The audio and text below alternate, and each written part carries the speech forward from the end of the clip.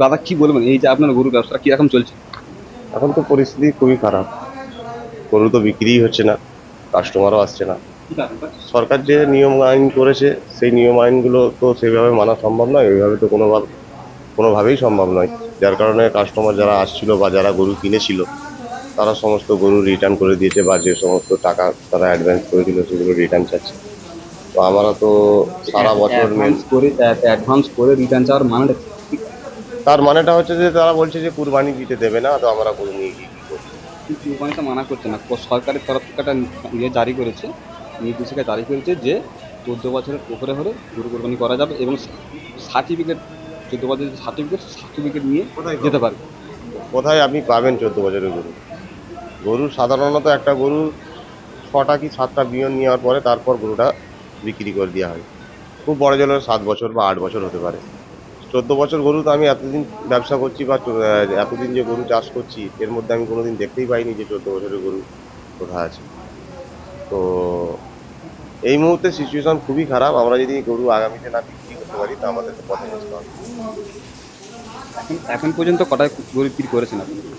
এখন পর্যন্ত আমরা তো গরু বিক্রি করেছিলাম, আপনাদের 500টা বিক্রি করেছিলাম। একটা একটা আমরা নিয়ে চলে গিয়েছে। বাকি গরু কেউ নিয়ে যায়নি, বাকি গরু সব আছে, তারা নেবে না বলছে এই মুহূর্তে। তো যদি সেরকম কিছু হয় তাহলে তারা নিয়ে যাবে, যদি কুরবানি দিতে পারে, আর যদি না দিতে পারে তারা নিয়ে যাবে না। এই পর্যন্তই কথা বলেছে। এখন তো চারিদিকে পরিস্থিতি খুবই খারাপ।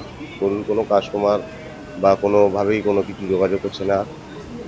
এখন আমরা কি করব সেটাই চিন্তা করছি। সোশ্যাল মিডিয়ার মাধ্যমে যেটা দেখা যাচ্ছে, বিভিন্ন জায়গায় অনেক মানুষ কাঁদছে, কি বলবেন?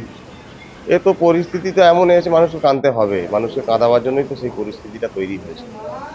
তো যারা অনেক কষ্ট করে গরু যারা চাষ করে তারা জানে কত কষ্ট করে চাষ করতে হয় বা রাত দিন কিরকম পরিশ্রম করতে হয়, তো সেই জন্যই মানুষ এই প্রবলেমের মধ্যে পড়েছে। তো সরকারের কাছে আমরা একটাই নিবেদন করব যে আগামীতে গরু চাষ উঠে যাক বা কি উঠবে না সেটা আমি বলতে পারছি না, কিন্তু এবছরও অন্তত যারা এত কষ্ট করে সারা বছরকে বছর পায়ের ঘাম মাথায় ফেলে যারা এত কষ্ট করে পরিশ্রম করে এই জিনিস করেছে বা যে উদ্দেশ্যে করেছে, তাদের সেই উদ্দেশ্যটা যাতে পূরণ করে। এই বছরটার জন্য সরকারের কাছে রিকোয়েস্ট, যাতে করে এই বছরটা অন্তত কিছুটা ছাড় দেয়।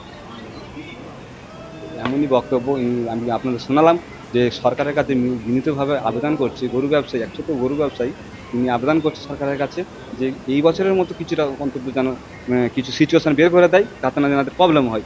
আপনার নাম কি? আমার নাম শেখ নাহিদ হাসান। আপনার সঙ্গে সরাসরি কথা বলে দেখালাম আপনাদের, দেখতেই পাচ্ছেন আপনারা যে পজিশন আছে গরু